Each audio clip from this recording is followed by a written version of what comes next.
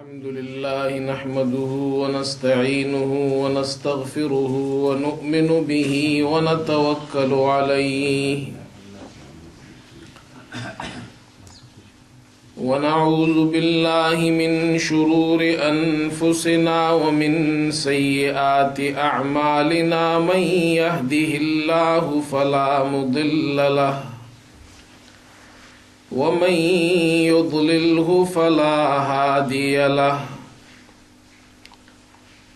ونشهد أن لا إله إلا الله وحده لا شريك له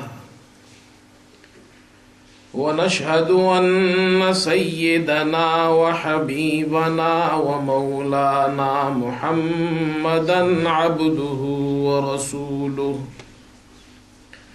صلى الله تعالى على خير خلقه محمد وآله وأصحابه أجمعين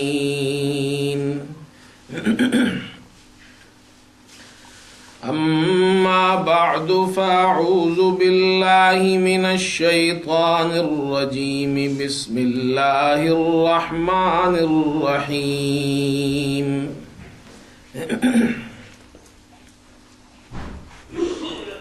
وَأَتِمُّوا الْحَجَّ وَالْعُمْرَةَ لِلَّهِ صدق الله مولانا العظيم.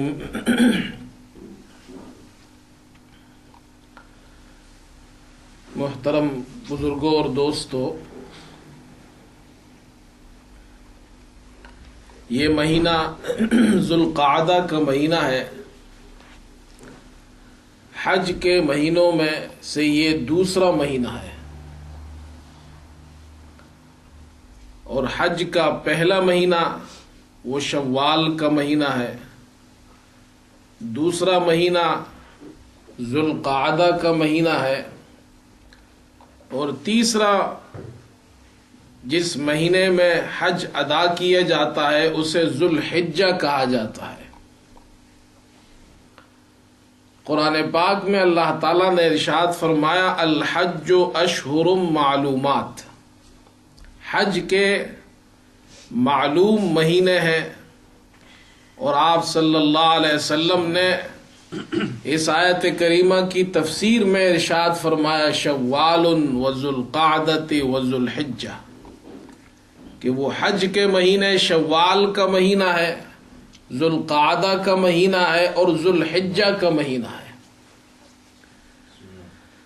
حج تو ذوالحجہ کے مہینے میں ادا کیا جاتا ہے، لیکن ذوالحجہ سے پہلے یہ شوال اور ذوالقعدہ کا کہ یہ دو مہینوں کو بھی حج کے مہینے کہا جاتا ہے. آپ حضرات کے ذہن میں شاید یہ خیال پیدا ہو کہ شوال اور ذوالقعدہ کو کیوں حج کا مہینہ کہا گیا ہے اور یہ کیوں حج کے مہینے ہیں. تو اس لیے حج کے مہینے ہیں کہ حاجی جب احرام باندھتا ہے تو وہ حج کا احرام رمضان کے بعد شوال سے باندھ سکتا ہے. حج کا احرام شوال سے پہلے نہیں باندھ سکتا ہے. یہ مسئلہ بھی سمجھنا چاہیے کہ حج کا احرام حج ہی کے مہینوں میں ہوگا تو وہ حج کا احرام ہوگا. مثال کے طور پر اگر کسی نے حج کا احرام رمضان میں باندھا تو وہ حج کا احرام نہیں ہوگا. حج کا احرام وہ حج کا احرام کہلایا جائے گا جو حج کے مہینے میں ہوگا، حج کے مہینوں میں ہوگا. اور گزشتہ زمانوں میں اسفار آج کل کی طرح نہیں ہوتے تھے کہ آپ جہاز پر سوار ہو جائیے اور چند گھنٹوں میں آپ مکہ مکرمہ پہنچ جائیں گے. بعض علاقوں سے لوگ سفر کرتے تھے، مہینے مہینے لگ جاتے تھے. تو وہ حج کا احرام انہوں نے باندھا ہے اب ان کو 1 مہینہ سفر کے لیے چاہیے، 1.5 مہینہ چاہیے، 2 مہینے چاہیے، تو اس لیے شریعت نے، اسلام نے ان کو یہ وقت دیا ہے کہ تمہارے پاس اتنا وقت ہے کہ شوال کے بعد تم حج کا احرام باندھ سکتے ہو، حج کا احرام باندھ لو، اپنا سفر شروع کرو۔ اب ہو سکتا ہے تمہیں 1 مہینہ لگے، ہو سکتا ہے تمہیں 1.5 مہینہ لگے، ہو سکتا ہے تمہیں 2 مہینے لگے۔ ان مہینوں کو حج کے مہینے کہا جاتا ہے، اور حج کے مہینوں میں سے یہ دوسرا مہینہ ہے۔ حجاج اکرام حج کے لیے اب روانہ ہو رہے ہیں، قافلے جانا شروع ہو رہے ہیں، جوق در جوق مسلمان اطراف عالم سے حج کے لیے جا رہے ہیں، اور ہر سال کی طرح اس سال بھی انشاءاللہ لاکھوں لوگ حج کا فریضہ ادا کریں گے۔ یہ بڑی سعادت اور خوش نصیبی کی بات ہے۔ حج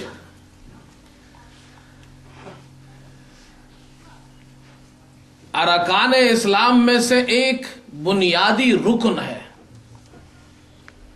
اسلام کی بنیاد اللہ تعالیٰ نے 5 چیزوں پر رکھی ہے۔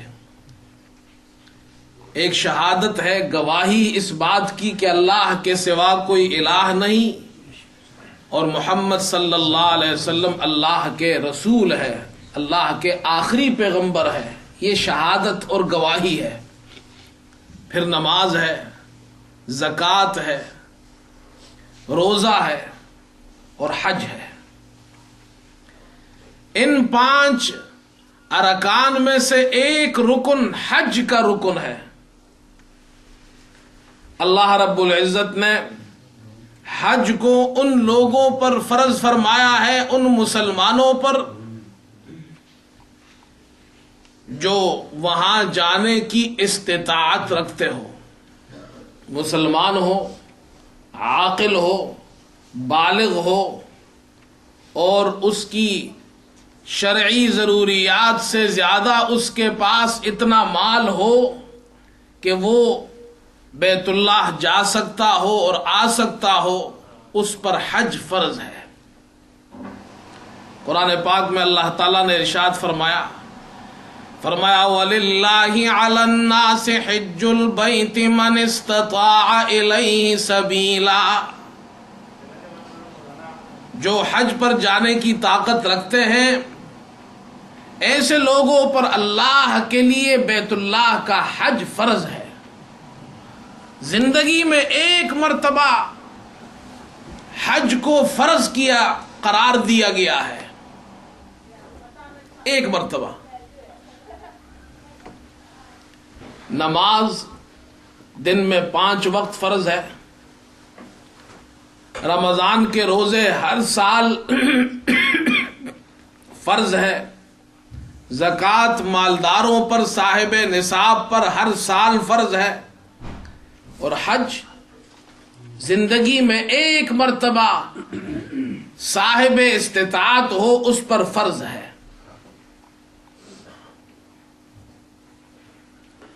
حضرت صلی اللہ علیہ وسلم نے ایک مرتبہ صحابہ اکرام سے ارشاد فرمایا کہ ان اللہ تعالی فرض علیکم الحج فحجوا، اللہ تعالیٰ نے تم پر حج کو فرض کر دیا ہے، تم حج کرو۔ ایک صحابی اقرع ابن حابس رضی اللہ تعالی عنہ وہ کھڑے ہوئے اور انہوں نے آپ صلی اللہ علیہ وسلم سے پوچھا فی کل عام، اللہ کے رسول کیا یہ حج ہر سال فرض ہے؟ آپ صلی اللہ علیہ وسلم خاموش رہے، یہاں تک کہ اس نے یہ سوال آپ سے 3 مرتبہ کیا۔ تب حضرت صلی اللہ علیہ وسلم نے ارشاد فرمایا لو قلت نعم لوجبت ولما استطعتم، اگر میں تمہارے اس سوال کے جواب میں یہ کہہ دیتا کہ ہاں یہ حج ہر سال فرض ہے، تو تم پر ہر سال حج فرض ہو جاتا اور تم میں ہر سال حج کو ادا کرنے کی طاقت نہ ہوتی۔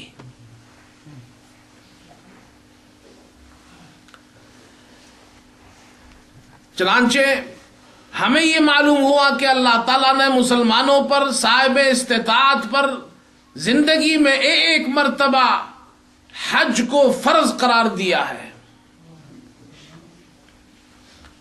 और ये हज के महीने में होता है, उसका वक्त भी मखसूस है। आप उस वक्त के अलावा किसी और वक्त में हज नहीं कर सकते हैं, और वो वक्त जुल्हिज्जा के महीने में होता है। जो हजरात हज के लिए जाते हैं तो बहुत से लोग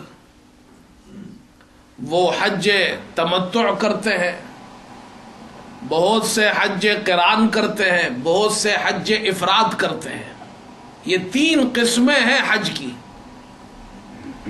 हज इफराद सिर्फ हज का एहराम हो, जो मक्का वाले करते हैं, उनके लिए दूसरे हज नहीं है, वो सिर्फ हज इफराद करते हैं।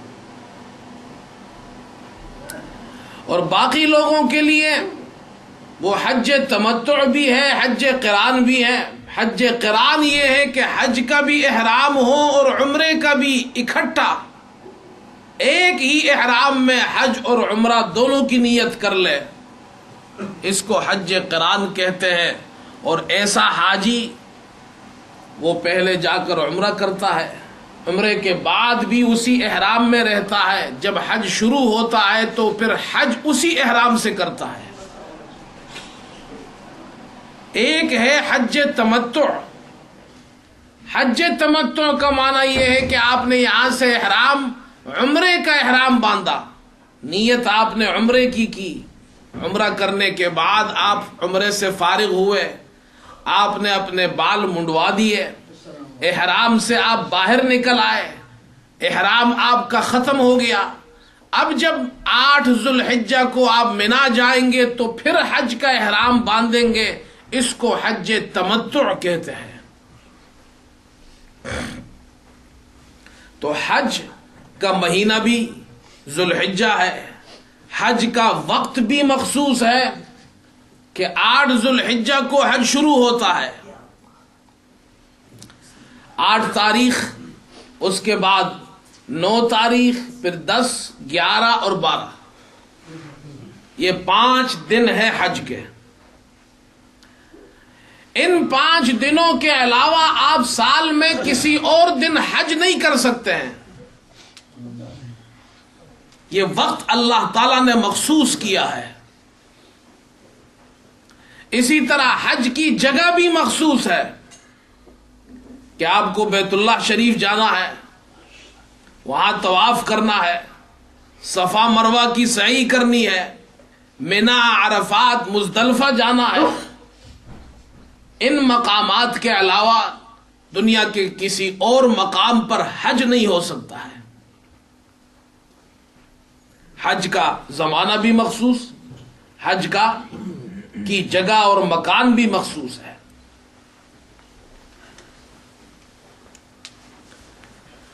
और हज के अफ़आल भी मखसूस है। कुछ खास किस्म के काम आपको करने पड़ते हैं उन दिनों में, तब आप हाजी बनते हैं, आपका हज मुकम्मल होता है। और वो काम क्या है? वो काम ये है कि आपने यहां से हराम बांधा और हज तमत्तु का ihram बांधा है तो आप उम्रा करेंगे, यहां से जाकर बैतुल्लाह का तवाफ करेंगे 7 चक्कर, उसके बाद सफा मरवा की सई करेंगे, ihram से फिर निकल जाएंगे आप, उम्रा खत्म हो जाएगा आपका। फिर आप हज करेंगे 8 जुल्हिज्जा को, यौम तरविया को आप मिना जाएंगे। उस दिन को यौम तरविया कहा जाता है। इन दिनों के नाम है अलग अलग। 8 को मिना जाते हैं, वहां रहते हैं, इसको यौम तरविया कहते हैं। 9 को अरफात जाते हैं, उसको यौमुल अरफा कहते हैं। 10 تاریخ کو پھر مینا آتے ہیں، شیطان کو کنکری مارتے ہیں آپ، اس کے بعد آپ قربانی کرتے ہیں، پھر حلق کرتے ہیں، اس کو یوم النحر کہتے ہیں، قربانی کا دن۔ اس کے بعد پھر 11 تاریخ کو آپ مینا میں رہتے ہیں، اس کو یوم القر کہتے ہیں۔ 12 تاریخ کو پھر غروب سے پہلے پہلے آپ کو مینا سے نکل جانا ہے، حج آپ کا ختم ہو گیا، اب آپ مکہ واپس آتے ہیں، اس کو النفیر الاول کہتے ہیں۔ کچھ لوگ ایسے بھی ہوتے ہیں جو 12 تاریخ کو مینا سے نہیں نکلتے، یا سورج غروب ہو گیا اور وہ مینا سے نہیں نکلے، اب 13ویں تاریخ کو بھی ان کو وہاں رکنا ہے، پھر وہ لوگ 13ویں تاریخ کو شیطان کو کنکری مارنے کے بعد وہاں سے نکلتے ہیں، اس دن کو النفیر الثانی کہتے ہیں۔ یہ 5 دن ہے یا 6 دن، یہ حج کے ایام کہلاتے ہیں۔ ان دنوں میں دنیا کے سارے جتنے بھی حج کرنے والے وہاں پہنچے ہیں، وہ سب میقات پر جب پہنچتے ہیں تو یہ ایک عجیب منظر، دنیا کا ایسا عجیب منظر ہے جو آپ کو دنیا میں کسی اور جگہ نظر نہیں آئے گا۔ جتنے بھی لوگ حج کرنے جا رہے ہیں میقات پر پہنچے، اور میقات پر پہنچنے کے بعد چاہے وہ بادشاہ ہو، چاہے وہ وزیر ہو، چاہے وہ بہت بڑا امیر ہو، چاہے وہ کوئی فقیر اور غریب انسان ہو، چاہے اس نے بہت قیمتی پوشاک پہنی ہوئی ہو، تاج سر پر سجایا ہوا ہو، پروٹوکول کے ساتھ وہاں پہنچا ہو، یا کوئی غریب اور فقیر انسان پھٹے پرانے کپڑے پہنے ہوئے ہو، لیکن اللہ تعالیٰ نے حج کو ہمارے لیے ایک ایسا سبق آموز ایک عبادت بنایا ہے کہ دنیا کے جتنے بھی لوگ وہاں میقات پر اب پہنچے، چاہے وہ بادشاہ ہو یا گدھا ہو، وہ اپنا لباس جو اس نے پہنا ہے وہ لباس اتار دیتا ہے، سب کے سب، اور وہ ایک ایسا لباس پہنتے ہیں جو حج کا لباس ہے، جس لباس کے بغیر اس کا حج ہی ادا نہیں ہو سکتا ہے۔ جیسے ہم اور آپ احرام کہتے ہیں، احرام کی 2 چادریں ہیں، ایک چادر وہ نیچے باندھ لیتا ہے، ایک چادر اوپر اوڑھ لیتا ہے، یہ 2 چادریں ہیں۔ یہ بادشاہ بھی اسی طرح حج کرتا ہے، غریب بھی فقیر بھی اسی طرح حج کرتا ہے۔ اللہ تعالی حج میں اس فرق کو مٹا دیتا ہے۔ میرے در پہ جو آئے ہیں اب نہ کوئی بادشاہ بن کر آیا ہے، نہ کوئی غریب بن کر آیا ہے، سب کے سب میرے در پر ایک جیسے مسلمان بن کر آئے ہیں۔ یہ فرق اللہ مٹا دیتا ہے۔ آپ نے دنیا میں کبھی ایسا مظاہرہ دیکھا ہے؟ ملینوں افراد ایک جیسا لباس پہنتے ہیں، اور وہ لباس بھی ایسا ہے کہ وہ سلا ہوا نہیں ہے۔ سلے ہوئے کپڑے بھی تم نہیں پہن سکتے۔ 2 چادریں سب نے پہنی ہے۔ پھر اس کے بعد جب وہاں سے احرام پہن لیتے ہیں، احرام کی چادریں پہن لیتے ہیں، نیت کر لیتے ہیں، تو اب سب کی زبان پر ایک جیسا ذکر ہونا چاہیے، سب کا ذکر بھی ایک ہو، لباس بھی سب کا ایک اور ذکر بھی سب کا ایک۔ یہ نہیں کہ جی فلاں آدمی جا رہا ہے تو کچھ اور پڑھ رہا ہے، یہ گروپ ہے تو یہ کچھ اور پڑھ رہا ہے، اور جناب کیا ہے، عرب ہے تو وہ کچھ اور پڑھ رہے ہیں، عجم ہے تو کچھ اور پڑھ رہے ہیں، کالے ہیں تو کچھ اور پڑھ رہے ہیں، گورے ہیں تو کچھ اور نہیں، سب کے سب ایک ہی ذکر کریں گے۔ اور وہ ذکر کیا ہے؟ لبیک اللہم لبیک لبیک لا شریک لک لبیک ان الحمد والنعمت لک والملک لا شریک لک۔ تمہارا احرام بھی ایک، تمہارا تلبیہ بھی ایک، تمہارے حج کی جگہ بھی ایک، تمہارا بیت اللہ بھی ایک، تمہارا اجتماع بھی ایک ہی زمانے میں تم جمع ہوتے ہو، ایک ہی مکان میں تم جمع ہوتے ہو، ایک ہی احرام پہن کر تم حج کرتے ہو، ایک ہی تلبیہ پڑھ کر تم حج کرتے ہو۔ اللہ تعالیٰ یہ وحدت کو، یہ اجتماع کو دکھاتا ہے کہ سارے مسلمان آپس میں ایک ہے۔ یہ حج کا سبق ہے، یہ حج کا سبق ہے، یہ بنیادی سبق ہے۔ اس حج کے سبق میں یہ سمجھایا جا رہا ہے تم سب ایک ہو، تمہارا حج ایک ہے۔ تھوڑی دیر کے لیے آپ سوچئے، جب مسلمانوں کا حج ایک ہے، جو ارکان اسلام میں سے ایک بڑا رکن ہے، حج میں احرام ایک جیسا۔ کبھی آپ نے دیکھا ہے کہ جی کوئی کہے کہ جی میں تو فلاں گروپ کا ہوں تو میرے احرام کی چادریں اور ہونی چاہیے؟ دیکھا ہے آپ نے؟ وہاں جا کر یہ ساری گروپنگ ختم ہو جاتی ہے، سارے افتراق ختم ہو جاتے ہیں، سارے جھگڑے ختم ہو جاتے ہیں۔ آپ نے سنا ہے کہ لبیک کے علاوہ کچھ اور پڑھ رہا ہو کوئی؟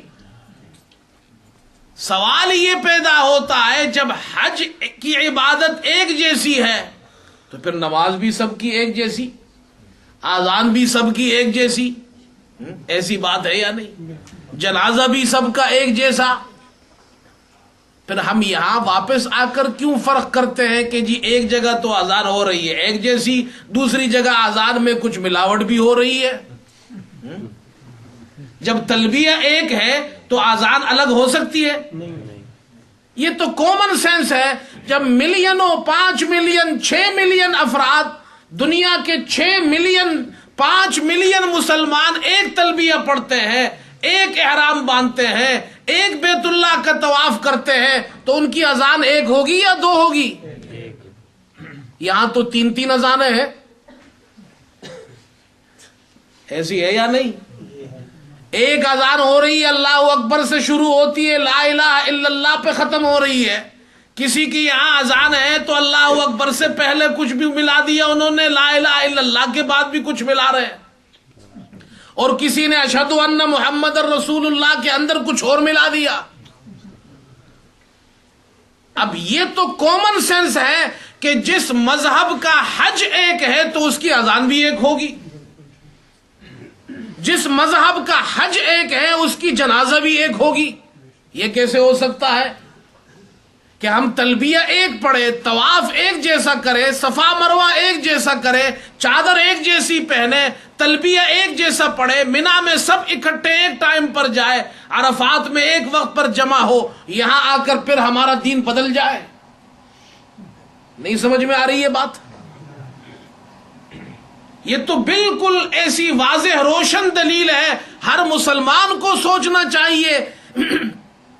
جب دنیا کے ملینوں افراد ایک جیسا حج کرتے ہیں تو ان کی نماز بھی ایک جیسی، ان کی اذان بھی ایک جیسی، ان کا جنازہ بھی ایک جیسا۔ لیکن یہاں تو ہم فرق کرتے ہیں، جنازہ ہو جائے تو پھر بھی دعا کرتے ہیں، جنازہ ہو گیا، جنازہ کہتے کس کو ہے؟ جنازہ تو ہے ہی دعا۔ جنازے میں آپ کوئی قرآن شریف پڑھتے ہیں؟ نہیں، جنازے میں آپ دعا پڑھتے ہیں، سبحانک اللہم، اس کے بعد درود شریف، اس کے بعد اللہم اغفر لحینا، دعا پڑھتے۔ جنازہ ہے ہی دعا۔ جب دعا ہو گئی، دعا کے بعد پھر کہتے جی ہاتھ اٹھاؤ دعا کرو۔ اب آپ جنازے کو آپ بدل رہے ہیں، اذان کو آپ نے بدل دیا، غمی اور خوشی کو آپ نے بدل دیا، اپنی طرف سے کچھ چیزوں کا اضافہ کر دیا دین میں۔ بھائی جب آپ حج میں سب اکٹھے ہیں تو آپ باقی چیزوں میں کیوں اکٹھے نہیں ہوتے؟ نہیں سمجھ میں آتی بات آپ کو؟ یا دین میں کسی کی مرضی چلتی ہے؟ بولو بھائی۔ آپ کہے جی اب میں حج کرنے جا رہا ہوں، میں بہت نیک آدمی ہوں، میں جب حج کرنے جاؤں گا تو میں جناب تلبیہ نہیں پڑھوں گا، لبیک اللہم لبیک یہ نہیں پڑھوں گا، میں اس کی جگہ سورہ رحمان پڑھوں گا، آپ سورہ رحمان نہیں پورا قرآن پڑھے، آپ کا حج ہوگا؟ بولو بھائی، ایک آدمی لبیک اللہم لبیک نہیں پڑھتا، پورا قرآن پڑھے، اس کا حج ہوگا؟ یہی تو ہم آپ کو سمجھاتے ہیں۔ ایک آدمی اذان دیتا ہے اللہ اکبر سے، جو رسول اللہ صلی اللہ علیہ وسلم نے سکھائی ہے، لا الہ الا اللہ پہ ختم کرتا ہے، یہی اذان ہوگی۔ اگر وہ اس میں کچھ ملاتا ہے شروع میں یا آخر میں تو وہ اذان نہیں ہوگی۔ ہوگی اذان؟ آپ ڈرتے کیوں ہیں؟ آہستہ آہستہ بول رہے ہیں، زور سے بولو۔ یا آپ کو شک ہے اس میں؟ شک ہے کسی کو؟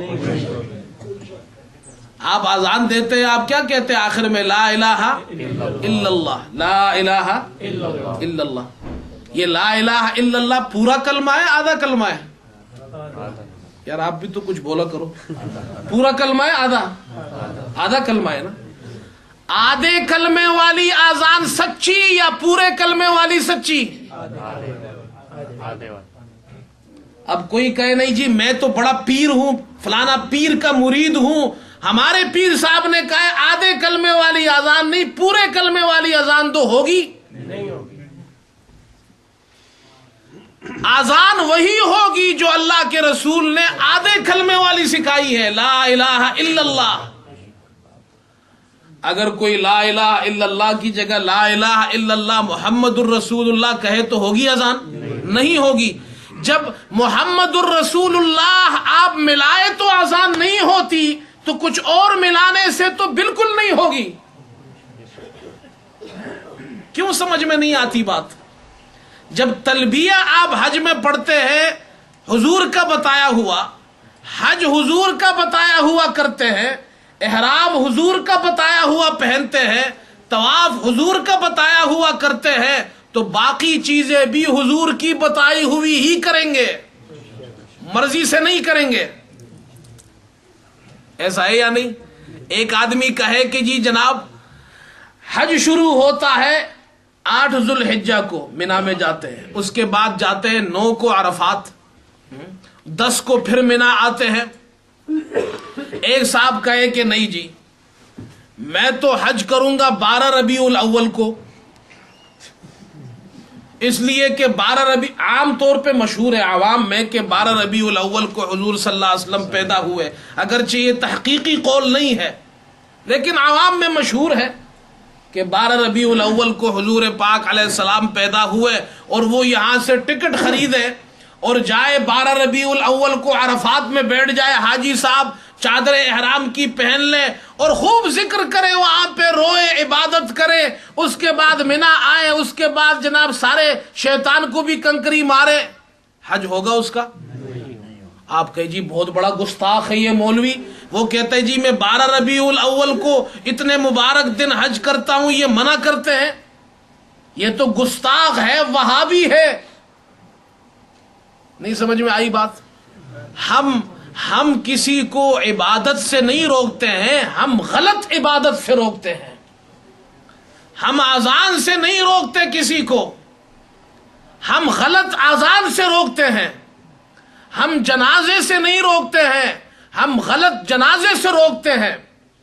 کہتے جی یہ ربیع الاول میں خوشی نہیں مناتے، ہم خوشی سے نہیں روکتے، غلط خوشی منانے سے روکتے ہیں۔ آپ کو ایک مثال دیتا ہوں۔ ایک آدمی طواف کرنے گیا، احرام کی چادریں اس نے پہنی ہوئی ہے، اب جب طواف آپ شروع کرتے ہیں تو کہاں سے شروع کرتے ہیں؟ حجر اسود سے شروع کرتے ہیں، اس کا استعلام کرتے ہیں، وہاں سے آپ طواف شروع کرتے ہیں، ٹھیک ہے؟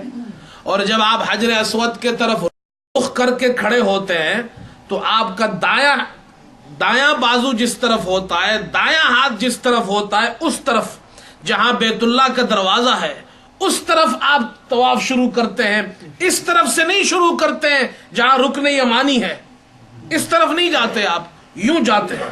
ایسا ہے یا نہیں؟ ایک آدمی طواف کرنے گیا اور جو طواف کا صحیح طریقہ ہے اس کو چھوڑ کر الٹی جانب سے طواف کرنا شروع کر دیا، اس نے بڑے اخلاص کے ساتھ طواف کر رہا ہے، آپ نے اسے ہاتھ سے پکڑا کہ بھائی یہ جو آپ طواف کر رہے ہیں یہ غلط ہے، فوراً وہ آپ سے کہتے ہیں جی آپ تو بڑے گستاخ ہیں، آپ طواف کرنے سے ہمیں روکتے ہیں، آپ وہابی ہے، تم وہابی ہو، تم وہابی لوگوں کا کام ہی یہی ہے، لوگوں کو عبادت سے روکتے ہو. تو آپ کیا کہیں گے اسے؟ آپ کہیں گے جناب آپ وہابی کہو یا جو بھی کہو مجھے، لیکن یہ جو آپ طواف کر رہے ہیں ہم طواف سے آپ کو نہیں روکتے ہیں، غلط طواف سے آپ کو روکتے ہیں. یہ جو آپ طواف کر رہے ہیں یہ غلط ہے. ایسی بات ہے یا نہیں؟ اب یہ باتیں عوام کو آپ کو سمجھنی چاہیے. شریعت میں آپ کی مرضی نہیں چلتی ہے. اگر آپ کی مرضی چلے تو پھر تو جناب کوئی اس طرف طواف کر رہا ہوگا، کوئی اس طرف طواف کر رہا ہوگا، پھر وہاں طواف نہیں ہوگا، جھگڑا ہوگا، کیونکہ لوگ ادھر آ رہے ہوں گے، کچھ لوگ ادھر جا رہے ہوں گے. یہ کامن سینس ہے. جب طواف بھی آپ اپنی مرضی کا نہیں کر سکتے ہیں، آپ کو طواف ساری دنیا کے انسان جتنے وہاں جاتے ہیں ایک ہی رخ پر طواف کر رہے ہیں. ایسا ہے یا نہیں؟ اور حضور پاک علیہ السلام کے زمانے سے، بلکہ حضور پاک علیہ السلام سے پہلے، جب سے ابراہیم علیہ السلام نے بیت اللہ کو بنایا اور بیت اللہ کی تعمیر کی، اس وقت سے لے کر آج تک ایک ہی رخ پر بیت اللہ کا طواف ہو رہا ہے. یوں ہو رہا ہے، ایسا ہو رہا ہے، ہر وقت ہو رہا ہے. آپ اس رخ کو بدل سکتے ہیں؟ یا آپ کہے جی آج کے بعد ہم 3 چکر یوں لگائیں گے اور 4 چکر یوں لگائیں گے؟ ہاں یار یہ باتیں تو آپ کو سمجھ میں آتی ہے بہت اچھی. اور آپ کہے جی اس سال سردی بہت جناب کیا ہے، سردیوں میں جب حج ہو تو آپ کہے جی سردیوں میں حج ہے تو اب آپ جناب کیا ہے ہم چادروں میں حج نہیں کریں گے، ٹراؤزر میں حج کریں گے. ہوگا آپ کا حج؟ جب آپ کو یہ بات سمجھ میں آتی ہے تو آپ کو یہ بات کیوں سمجھ میں نہیں آتی کہ جناب جب کسی کا انتقال ہو جائے تو آپ کہے جی جناب ہم 3 دن ختم کریں گے؟ بولو کرتے نہیں کرتے لوگ؟ کیوں خاموش ہو؟ مجھے پتہ ہے آپ لوگ کرتے ہیں سب. ہاں کچھ مجھے معلوم ہے جو نہیں کرتے وہ بھی میں جانتا ہوں ان کو، الحمدللہ ایسے مسلمان بھی ہے، لیکن کرتے تو ہے نا. اب بتاؤ حضور پاک علیہ السلام کے زمانے میں لوگ مرتے تھے یا نہیں مرتے تھے؟ حضور پاک علیہ السلام نے کسی کا سویم کیا ہے؟ ہم زیادہ اچھے مسلمان ہیں. ہاں صحابہ نے کیا ہے، تابعین نے کیا ہے، امام ابو حنیفہ نے کیا ہے. کہتے جی ہمارے پیر صاحب نے کیا ہے. تو پیر صاحب کو تو کرنا ہے ختم، اس لیے کہ اگر پیر صاحب ختم کرنا چھوڑ دے، پیر صاحب جناب 11ویں چھوڑ دے، پیر صاحب چھیلم چھوڑ دے تو پیر صاحب کا بزنس کیسے چلے گا؟ جو نذرانے ہیں، جو جناب اتنا سارا کاروبار ہے وہ تو ٹھپ ہو جائے گا، وہ چلے گا کیسے؟ میں صاف بات کرتا ہوں، یہ سارا کاروبار ختم ہو جائے گا، ان کے پاس رہے گا کیا؟ دنیا کو لگایا ہے اس طرح. آپ ان سے پوچھیں جب حج کے اندر ہماری مرضی نہیں چلتی ہے تو پھر دنیا کے جتنے اور کام مسلمانوں کے ہیں اس میں تمہاری مرضی کیسے چلتی ہے؟ حج میں مرضی چلتی ہے کسی کی؟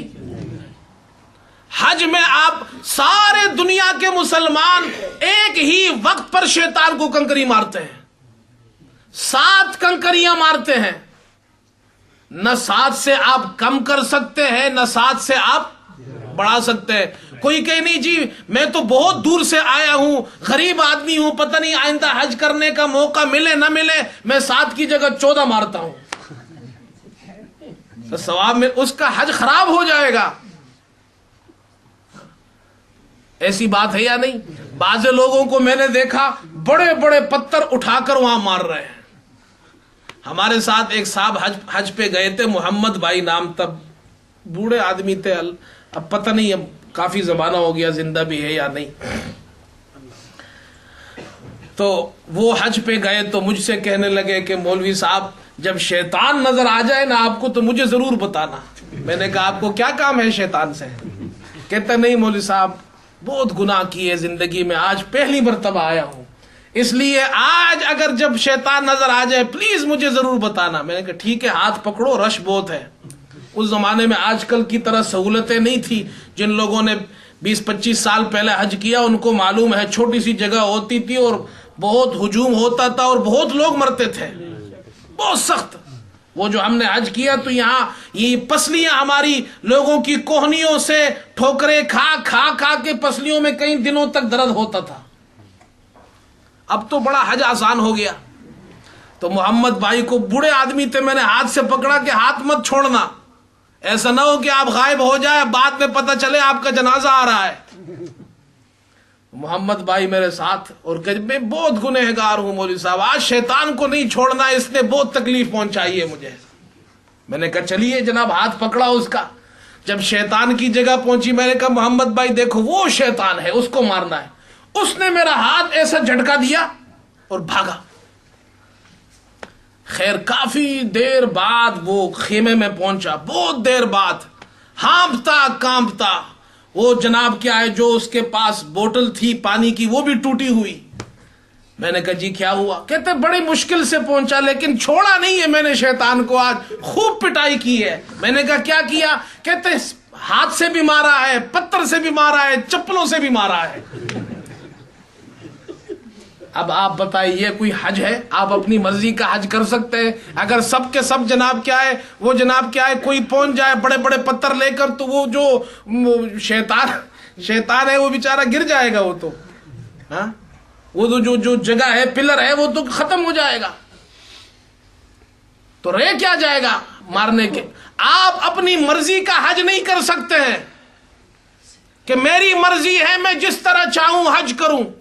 آپ اپنی مرضی کی نماز نہیں پڑھ سکتے ہیں، آپ اپنی مرضی کی اذان نہیں دے سکتے ہیں، آپ اپنی مرضی کا جنازہ نہیں پڑھ سکتے ہیں، آپ اپنی مرضی کا جناب جنازے کے بعد جو طریقے ہیں یا خوشی کے اور غمی کے جو طریقے ہیں وہ آپ کی مرضی کے نہیں ہیں، یہ سمجھ لو آپ۔ اور یہ حج ہمیں سکھا رہا ہے دین میں تمہاری مرضی نہیں چلتی، جس طرف ہم تمہیں چلائے اس طرف چلنا ہے۔ طواف میں تمہاری مرضی نہیں ہے، شیطان کو کنکری مارنے میں تمہاری مرضی نہیں۔ اب شیطان کو کنکری مارنے کا ایک وقت ہے، اس وقت سے پہلے آپ مار سکتے ہیں؟ قربانی کرنے کا ایک وقت ہے، اس وقت سے پہلے آپ قربانی کر سکتے ہیں؟ آپ کہ جی میں آج فارغ ہوں آج قربانی کر لیتا ہوں، کل میں فارغ نہیں ہوں تو کل نہیں کرتا، آپ کر سکتے ہیں؟ مرضی نہیں چلتی دین میں میرے دوستو۔ بس خلاصہ یہ ہے ان تمام باتوں کا، اگر آپ دین میں اپنی مرضی چلائیں گے وہ دین اللہ پسند نہیں کرتا ہے، اور اللہ اور اللہ کے رسول کی مرضی کے مطابق عمل کریں گے اللہ کو وہی دین پسند ہے۔ اللہ تعالی ہم سب کو عمل کی توفیق عطا فرمائے۔ وآخر دعوانا الحمدللہ۔